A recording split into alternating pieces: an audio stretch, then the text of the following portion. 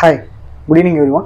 Today நம்ம என்ன பார்க்க போகிறோம்னு பார்த்தீங்கன்னா, இன்றைக்கி ஒரு இன்ட்ரெஸ்டிங்கான டாபிக் தான் பார்க்க போகிறேன். என்னென்னு பார்த்தீங்கன்னா, ஈவினிங் நான் என்னோடய வீட்டுக்கு வந்துட்டுருக்கப்போ பார்த்தீங்கன்னா, அதாவது ஒரு பேசக்கூடிய ஒரு பையன், அதாவது நம்மளோட ஃப்ரெண்டுன்னு சொல்லலாம். ஒரு ஸ்கூல் படிக்கிற பையன். ஸோ அவன் கேட்டான், அவன் ஒரு எக்ஸாமுக்கு சின்சியராக படிச்சுட்டு இருந்திருப்பான் போல இருக்குது. ப்ரோ, டெய்லி யூடியூப்பில் வீடியோ மேக் பண்ணுறீங்க, எனக்கு பார்த்தீங்கன்னா எக்ஸாம் யார் ப்ரோ கண்டுபிடிச்சாங்க அப்படின்றத நீங்கள் சொல்லுங்கள் அப்படின்னு கேட்டிருந்தான்.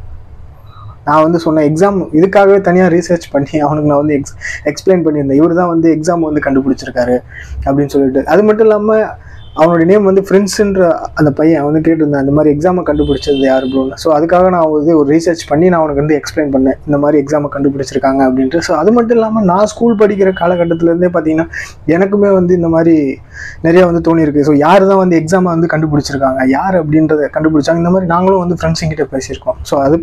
ஸோ அந்த மாதிரி ஒரு விஷயத்தெல்லாம் நடந்திருக்கு. ஸோ அதை பற்றின ஒரு ரீசர்ச் பண்ணப்போ தான் ஃபஸ்ட்டு யார் இந்த வேர்ல்டில் எக்ஸாம் கண்டுபிடிச்சவங்க அப்படின்னு பார்த்தீங்கன்னா, ஹென்றி ஃபிட்சல் அப்படின்னு சொல்கிறவர் தான் முதல்ல எக்ஸாமை கண்டுபிடிச்சார். ஸோ இவர் யாருன்னு பார்த்தீங்கன்னா, இவர் பிலன்ட்ரோபிஸ்ட், அமெரிக்கன் பிஸ்னஸ் மேன். இவர் ஒரு அமெரிக்கன் பிஸ்னஸ் மேன். இவர் பிலன்ட்ரோபிஸ்ட், பிஸ்னஸ் மேன் மட்டும் இல்லாமல் பிலன்ட்ரோபிஸ்ட். இவர் தான் முதல்ல ஒரு எக்ஸாம் கண்டுபிடிச்சிருக்காரு. ஸோ இந்த கண்டுபிடிச்ச எக்ஸாம் பார்த்தீங்கன்னா 19th செஞ்சுரியில் சைனாவில் பார்த்தீங்கன்னா ஒரு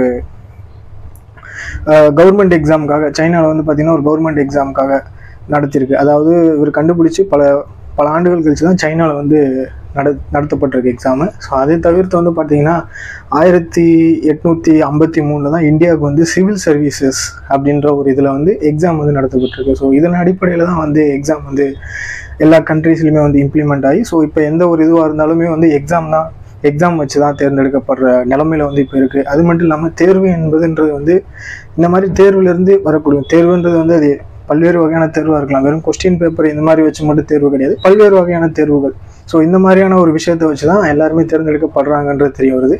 பட் இந்த உலகத்தில் இருக்கிற எல்லா கண்ட்ரீஸுமே பார்த்தீங்கன்னா ஒருத்தவங்க ஒரு இதை ஃபாலோ பண்ணிட்டு இருப்பாங்க. இவங்க பண்ணுறது இவங்களுக்கு பிடிக்கல, அவங்க பண்ணுறது இவங்களுக்கு பிடிக்கல அப்படின்னு சொல்லிட்டு அவங்கவுங்க விருப்பத்துக்கு தகுந்த மாதிரி ஒரு விஷயங்கள் ஃபாலோ பண்ணிட்டு இருப்பாங்க. பட் இந்த ஹென்றி ஃபிட்சல் அப்படின்றவர் பார்த்தீங்கன்னா இந்த எக்ஸாம் கண்டுபிடிச்சிருக்காருன்ற ஒரு விஷயம் எல்லாரு கண்ட்ரீஸ்லையுமே ஸ்ப்ரெட் ஆகி, ஸோ எல்லாருக்குமே பிடிக்கக்கூடிய வகையில் எல்லாருமே ஃபாலோ பண்ணிட்டு இருக்காங்க அப்படின்றது தெரிய வருது.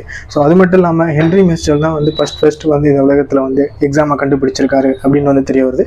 இவர் பார்த்தீங்கன்னா பிறந்தது 1913 பிறந்திருக்காரு. ஸோ இறந்தது பார்த்தீங்கன்னா 2008 தான் இறந்திருக்காரு.